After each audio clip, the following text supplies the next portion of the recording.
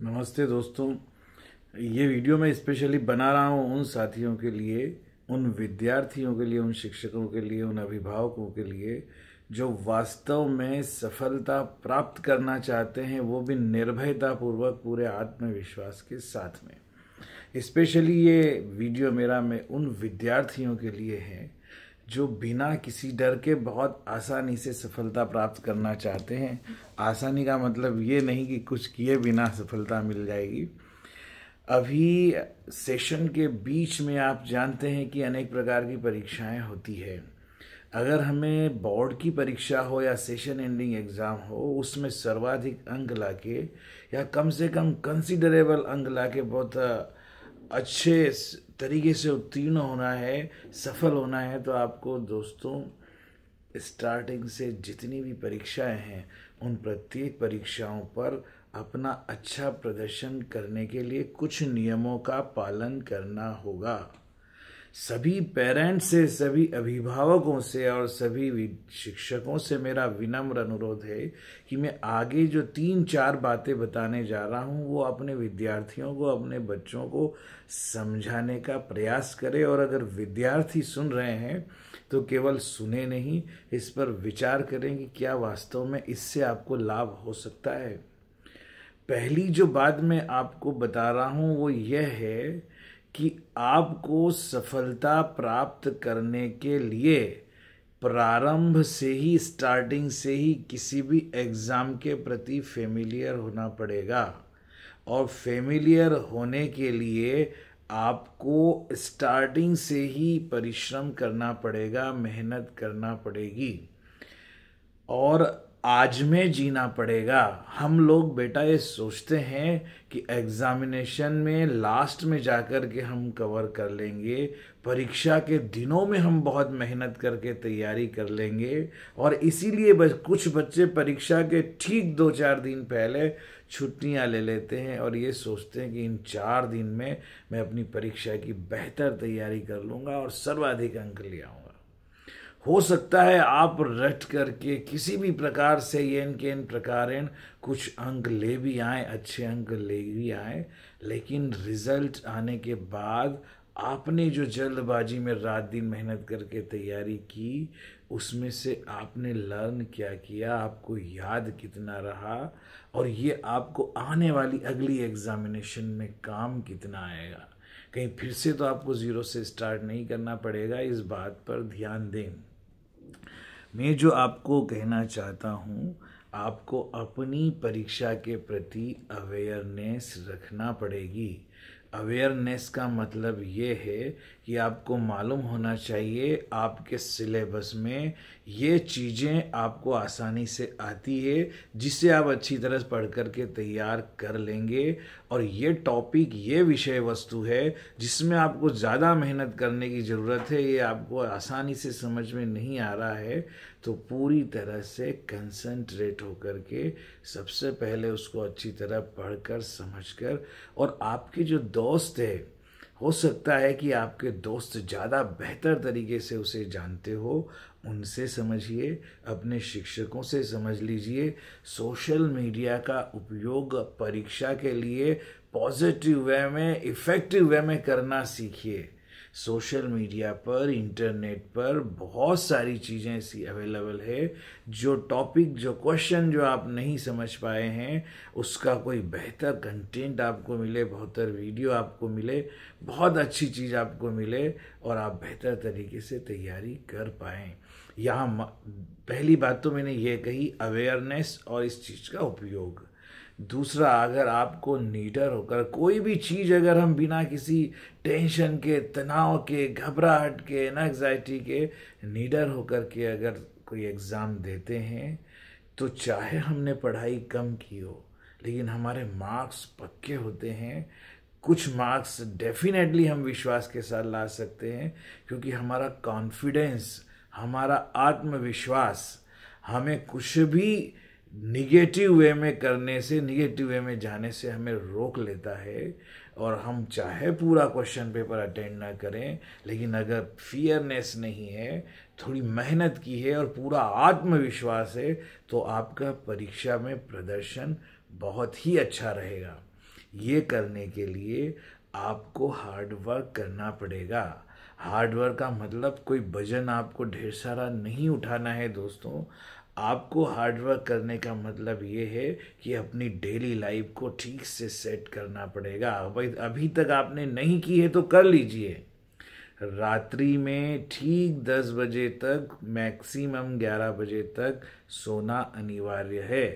11 बजे अगर आप सो जाते हैं या 10 से 11 के बीच में, तो 5 से 6 बजे तक हर हाल में उठ जाइए और दैनिक कार्यों से निवृत्त होकर के अपने परीक्षा के कंटेंट को अर्जुन के आँख की तरह दृष्टि लगाते हुए, जैसे अर्जुन ने चिड़िया की आँख पे अपना तीर चलाया था और सही निशाने पे लगा था, उसी तरह से आपको परीक्षा की दृष्टि से इम्पोर्टेंट कंटेंट को इतना ध्यान से पढ़ना है, समझना है।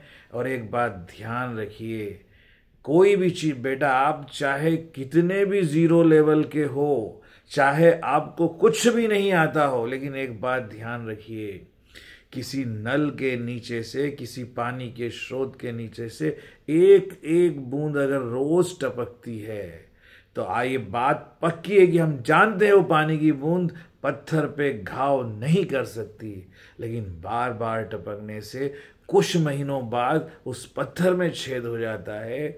और रस्सी जो अगर पत्थर की शिला पर चलती है, तो हमने बहुत पुराना दोहा सुना है कि रसरी आवत जात ही सिल पर होत निशान, पत्थर पे निशान पड़ जाते हैं। गांव में कवेलू से और चद्दर से, छत से जो पानी गिरता है, बार बार एक ही जगह गिरता है, तो बहुत बड़ा गड्ढा हो जाता है।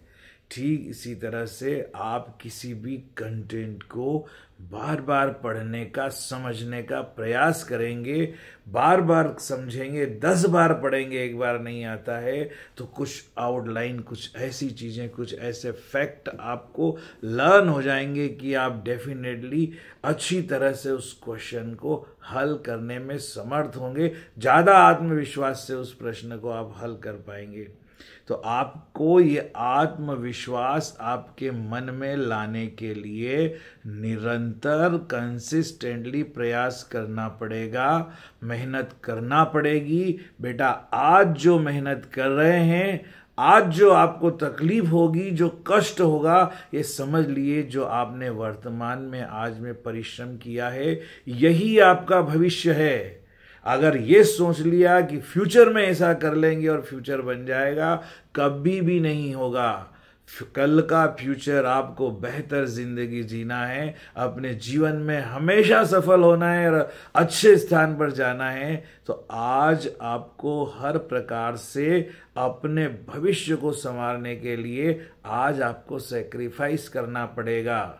टाइम टू टाइम आपको पढ़ना पड़ेगा, समझना पड़ेगा, परिश्रम करना पड़ेगा। जहाँ ज़रूरत है शिक्षक से पूछिए, जहाँ ज़रूरत से अपने साथी से पूछिए, बार बार किताब को पढ़िए, रेफरेंस बुक को पढ़िए और डिफरेंट टाइप से, अलग अलग एंगल से उस चीज़ को समझिए। आप अनिवार्य रूप से बहुत बेहतर कर पाएंगे। मैं आपको 1-2 पॉइंट और जो बताना चाहता हूँ, ये 2 मैंने बखास बातें बताई है। तीसरी बात यह है कि आपकी जो स्टार्टिंग है, स्टार्टिंग से ही आपको ये लगना चाहिए, फेमिलियर हो जाना चाहिए ईच एंड एवरी एग्ज़ाम के प्रति। आपने अगर ये सोचा कि मैं बाद में कवर कर लूँगा तो बहुत मुश्किल होगा। फेमिलियर होने का मतलब क्या है? फेमिलियर होने का मतलब ये है कि आप जब कोई परीक्षा देने जाएं तो आपका मन इतना शांत हो, एंग्जाइटी बिल्कुल भी ना हो, पर घबराहट बिल्कुल भी ना हो। और उसका मतलब ये नहीं कि हमने परीक्षा की तैयारी भी नहीं की और हम बड़े आसानी से मस्ती करते हुए जा रहे हैं और फेल हो जाए तो भी हमारी आंखों में जरा सी शर्म नहीं, हमें इस बात की चिंता ही नहीं कि जो होना है होगा पेपर में। ये एक अलग टाइप का व्यक्तित्व है। मेरा यहाँ कहने का मतलब ये नहीं है। मेरा कहने का मतलब है कि आप अपनी की गई मेहनत के प्रति, तैयारी के प्रति ये संतुष्ट हो कि मैंने इस परीक्षा को देने के लिए पूरी मेहनत की है और जितना समय मिला, जब से मुझे समझ में आया, मैंने अपने आप के साथ न्याय किया है। आप अगर खुद अपने आप के साथ जस्टिस करेंगे, न्याय करेंगे, तो दुनिया की कोई ताकत आपके साथ इनजस्टिस नहीं कर सकती। इसलिए जो बीत गया सो बीत गया, जो हो गया वो हो गया। आज सोचिए कि आज आप किस जगह पर है। जिस जगह पर है, जितनी तैयारी है, वहीं से आप अपने 24 आवर्स का सही उपयोग कीजिए। सुबह उठते ही अर्ली मॉर्निंग पढ़ाई कीजिए। और विद्यालय में जा रहे हैं तो बहुत अच्छी बात है, और विद्यालय में नहीं जा रहे हैं, लीव है, छुट्टी है और आप घर पे हैं, तो प्रत्येक अवकाश का, प्रत्येक छुट्टियों का इस तरह से उपयोग कीजिए जिससे कि आपका आज आपका बेहतर भविष्य बन सके।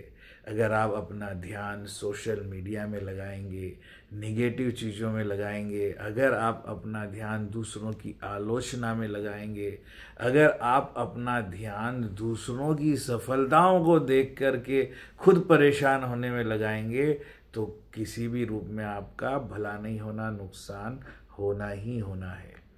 इसलिए आप चाहे आज किसी भी जगह पे हो, आप बहुत बेहतर लाइफ जीना चाहते हैं, जीवन की हर परीक्षा में सफल होना चाहते हैं, तो संघर्ष करने को, मेहनत करने को अपना स्वभाव बना लीजिए। अपना स्वभाव अगर आप परिश्रम को बना लेंगे तो तनाव दूर भाग जाएगा। जो आत्मविश्वास के साथ, कॉन्फिडेंस के साथ थोड़ा कष्ट झेल करके आगे बढ़ता है, दुनिया उसके पीछे चलती है। उसका एक ही कारण है कि आपको मैं बताऊं कि जिंदगी में आप सोच लीजिए कौन ऐसा व्यक्ति होगा जिसे सफलता बनी बनाई मिली, जिसे सफलता एकदम शॉर्टकट से मिली।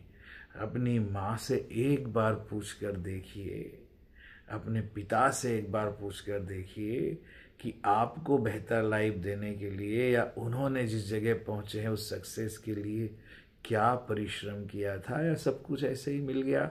माँ से पूछिए कि माँ, तुम्हारी ज़िंदगी का सबसे बेहतर दिन कौन था जब आपको अपने आप पे गर्व हुआ होगा कि मैंने दुनिया में कुछ बेहतर किया है।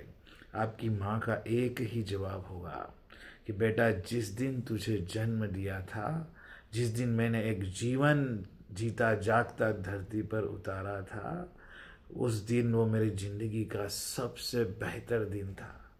और सबसे ज़्यादा कष्ट भी माँ ने उसी दिन झेला था।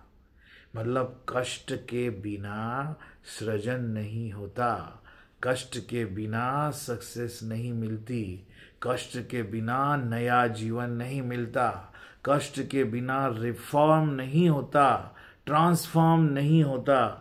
कष्ट देखेंगे, आज भोगा हुआ थोड़ा सा कष्ट, थोड़ी सी तकलीफ, थोड़ा सा परिश्रम कल आपका जीवन संवार देगा। आपको कभी जब स्वभाव आपका मेहनत करना, परिश्रम करना, जिज्ञासा वाला और जानने की इच्छा रखने वाला बन जाएगा, तब आपके लिए, जिन लोगों के लिए दूर से देखने पे वो कष्ट है, वो आपके लिए आपका स्वभाव बन जाएगा। कष्ट कभी कष्ट नहीं रहेगा और आप वैसे ही सफलता प्राप्त करेंगे जैसे कि अर्जुन को चिड़िया की आंख दिखाई देती थी। बाकी लोगों के लिए बहुत तकलीफ वाली बात थी, निशाना आसान नहीं था, लेकिन वो अर्जुन का स्वभाव था, उसके लिए बड़ी सामान्य बात थी। यही बात है, जो स्टार्टिंग से परिश्रम करते हैं, सक्सेस उन्हें ज़रूर मिलती है।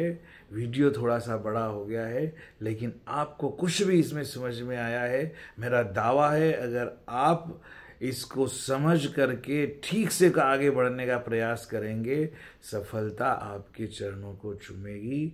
मैं लास्ट में यही कहना चाहता हूँ कि पंखा भी बिना हिलाए डुलाए हवा नहीं देता, तो विद्या तो बिना आसानी से नहीं आ सकती। किसी ने कहा भी है, बिना डुलाए ना मिले जो पंखे की पौन, विद्या धन उद्यम बिना कहो जो पावे कौन। तो ज्ञान प्राप्त करने के लिए, विद्या प्राप्त करने के लिए कष्ट सहन करना, थोड़ा त्याग करना, अपनी आदतों पे कंट्रोल करना और परिश्रम को अपना स्वभाव बनाना बहुत ज़रूरी है। मेरा सभी फिर से पुनः सभी टीचर से, सभी पेरेंट्स से आग्रह है कि आज अपने बच्चों का वर्तमान संभाल लीजिए, उन्हें ये संभालने लायक शिक्षा दे दीजिए, संस्कार दे दीजिए। भविष्य, बेहतर भविष्य, स्वर्णिम भविष्य आपका इंतज़ार कर रहा है। धन्यवाद।